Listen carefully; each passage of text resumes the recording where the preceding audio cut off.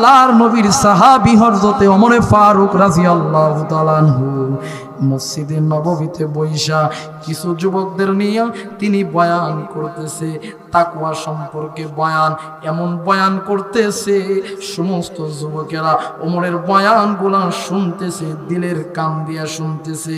মজমা যখন ভাঙিয়া যায়, যাওয়ার পরে যুবক যখন বাড়ির দিকে ফিরতেছে, মজমার থাইকা যুবক বাড়ির দিকে অগ্রসর হয়েছে। ইতিমধ্যে রাস্তার ভিতরে একটা যুবতী মহিলা, সুন্দরী মহিলা যুবককে ডাক দিয়া কয়, ও যুবক, তুমি যদি চাও আমার সাথে জিনার কাজে লিপ্ত হতে পারো, আমার বাড়িতে কেউ নাই, আমার ঘরটা ফাঁকা রয়েছে। যুবক, তুমি যদি চাও তাইলে তুমি আমার কাছে আসতে পারো, আমার বিছানায় যুবক তুমি আসতে পারো, কোনো সমস্যা নাই। যুবকটার আর মনে নাই, হায়রে আমি খলিফাতুল মুসলিমিন ওমরের দরবার থেকে আল্লাহর ভয় সম্পর্কে বয়ান শুনে আসলাম। না না না না না না না, আমি এখন গুনার কাজে যাব না। শয়তানের ওয়াসওয়াসায় আল্লাহর নবীর সাহাবীটা পড়ে গেছে, মহিলার সাথে খারাপ কাজ করার জন্য ঘরে চলে গেছে, জিনা করবে, মহিলার উপরে ঝাঁপিয়া পড়বে, শরীরের পোশাক খুলে ফেলছে, খোলার পরে মহিলার কাছে যাবে। এমন তো অবস্থায় যুবকের মনে হয়ে গেছে, হায় হায় হায় হায়, আমি কি করছি, আমার রব তো আমারে দেখছে, আমি জানি এই মহিলার বাড়িতে কেউ নাই, আমি জানি এই মহিলার ঘরে কেউ নাই, আমাদেরকে কেউ গুনাহ করতেছি, কেউ দেখতেছে না, কেউ দেখতেছে না। হায় রে বন্ধু আমার, আমি এখন যদি গুনার কাজের ভিতরে লিপ্ত হয়ে যায়, আমার মায়ের চক্ষুটা আমি ফাঁকি দিতে পারবো, আমার বাবার চক্ষুটা ফাঁকি দিতে পারবো, আমার ভাইয়ের চক্ষুটা আমি ফাঁকি দিতে পারবো, কিন্তু ওই রবের চক্ষুটা আমি কেমনে ফাঁকি দেব রে?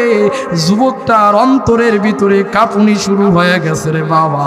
হওয়ার পর যুবকটা জিনা করা বাদ দিয়া আল্লাহকে ডাক দিয়া একটা দৌড় দিয়া ঘরের দরজা খুইলা একটা দৌড় দিয়া বাড়িতে গেছে। যা ডাক দিয়ে কয়, ও পানের বাবা। বাবা ডাক দিয়া কয়, ও গো সন্তান, তোমার এই অবস্থা কেন? তোমার গায়ের শরীরের পোশাকটা কোথায়? কেন তুমি উলঙ্গ হয়ে গেছো বলো? সন্তানটা ডাক দিয়া কয়, পানের বাবা, আমি ওমরের দরবার থেকে বয়ান শুনে আসতেছিলাম, রাস্তার মধ্যে একজন মহিলা আমাকে ডাক দিয়া কয়, আমার ঘরে কেউ নাই, আয় আয় আয় আয়, তুমি যদি খারাপ কাজ করতে চাও, আমার সাথে যদি সময়টা যদি পার করতে চাও, আসো। আমি যুবক, ওই ওমরের কথা মতো আমিও যুবক, ওই মহিলার কথা মতো আমি ঘরের ভিতরে গিয়েছিলাম। যখন আমি ওই মহিলার সাথে যখন খারাপ কাজে লিপ্ত হব, ওই সময় আমার রবের ভয় আমার সিনার ভিতরে আইসা গেছে গো বাবা। আমি গুনাহ করি নাই, আমার রবের ভয় অন্তরের ভিতরে ঢুকে গেছে। যাওয়ার পরে আমি একটা দৌড় দিয়ে এসে গেছি। ও বাবা,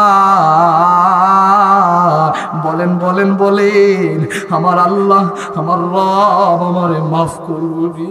আমার রব যদি আমারে মাফ না করে, আমি কোন চেহারা নিয়ে আমার ওই রবের দরবারে দাঁড়াবো? না না না, ওই রবের সামনে আমি দাঁড়াতে পারবো না। ও বাবা, আপনি বলেন আমার রব আল্লাহ মাফ করবো নেই? এটা বইলা বইলা যুবক বারবার বারবার কান্না করে, এমন কান্না করে যুবকটা দুনিয়ার থেকে চিরবিদায় হয়ে যায়। যুবককে যখন দাফন করে দেওয়া হয়, কয়েকদিন পর খলিফাতুল মুসলিমিন ওমর ফারুক ডাক দিয়া কয়, ও সাহাবী, তোমার সন্তান কই? কেন মসজিদে আসে না? আমার নিকটে কেন তোমার সন্তানটা আসে না? আল্লাহর নবীর সাহাবী ডাক দিয়া কয়, ওগো খলিফাতুল মুসলিমিন ওমর, আমার সন্তান আজ কয়েকদিন হলো দুনিয়া থেকে চিরবিদায় হয়ে গেছে। ডাক দিয়া কয়, কেমনে তোমার সন্তান দুনিয়া থেকে চিরবিদায় হয়ে গেল? ও খলিফাতুল মুসলিমিন, আমার সন্তান গত কয়েকদিন হলো আপনার এখান থেকে বয়ান শুনে গিয়েছিল। যাওয়ার সময় রাস্তার ভিতরে একটা মহিলার সাথে সাক্ষাৎ হয়। মহিলাটা তাকে ডাক দিয়া কয়, আসো আসো আসো, আমার সন্তানকে গুনাহ করার প্রস্তাব করে। আমার সন্তান প্রস্তাবে রাজি হয়ে যায়, গুনার কাজে লিপ্ত হবে। এমন তো অবস্থায় আমার সন্তান ওই রবকে ভয় পাইয়া গুনার কাজে লিপ্ত হয় নাই। একটা চিল্লানি দিয়া আমি বাবার কাছে আইসা আমার সন্তান পাগল হয়ে গেছে, আর ডাক দিয়া কয়, কোথায় গেলে আমার রব মাফ করবে, আমার আল্লাহ কোথায় গেলে আমারে মাফ করবে। এটা বইলা বইলা আমার সন্তান চোখের পানি সাইরা সাইরা হাত ফেল হয়ে আমার সন্তান মারা গেছে। খলিফাতুল মুসলিমিন, চলেন চলেন চলেন, আপনি আমার সন্তানের কবরের পাশে একটু দাঁড়ায় যান। ওমর ফারুক ওই সন্তানের কবরে মাকবারার সামনে দাঁড়ায় গেছে। দাঁড়ানোর পর ওই কবর থেকে জান্নাতের ঘেরান পাওয়া যায়। ওমর ফারুক তার বাবাকে ডাক দিয়া কয়, ও যুবকের বাবা,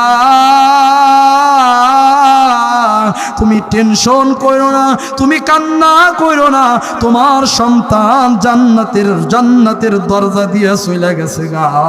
তোমার সন্তানের তওবা আমার আল্লাহ এমন ভাবে কবুল করছে, আমার রব তোমার সন্তানকে এমন ভাবে কবুল করেছে, আমার আল্লাহ তোমার সন্তানকে জান্নাত দিয়েছে।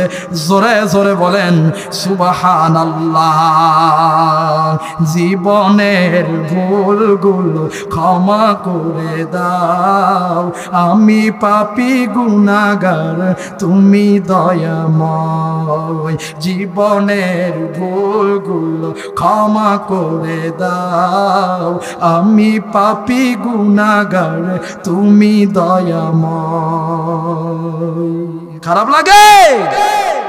মুসলমান ভাইরা আমার, দিলের কান দিয়া শুনবেন, এই দুনিয়াটা কিছুই না, এই দুনিয়াটা কিছুই না রে যুবক। কখন তোমার মৃত্যু হবে আমার রব জানে, আমি জানি না। তুমি যে গুনার কাজে লিপ্ত হয়ে যাও, না না না, গুনামুক্ত জীবন যাপন করো, গুনাহ ছাইরা দাও। ওই মৃত্যু যখন আইসা যাবে, তুমি কিন্তু তওবা করার সময় পর্যন্ত পাইবা না রে যুবক। ও বৃদ্ধ বাবারা, ও পদ্মার অন্তরের মা, ও বোনেরা, দিলের কান দিয়া শুনবারে মা, কেন তুমি দুনিয়াটা নিয়ে এত পাগল? আজরাইল যখন তোমার দরজার সামনে আইসা যাবে গায়, তওবা করার সময় পাইবা না। জীবন থাকতে, জান থাকতে খালেস দিলে তওবা করো। কেমন তওবা করো? তওবায়ে নসুহা করো।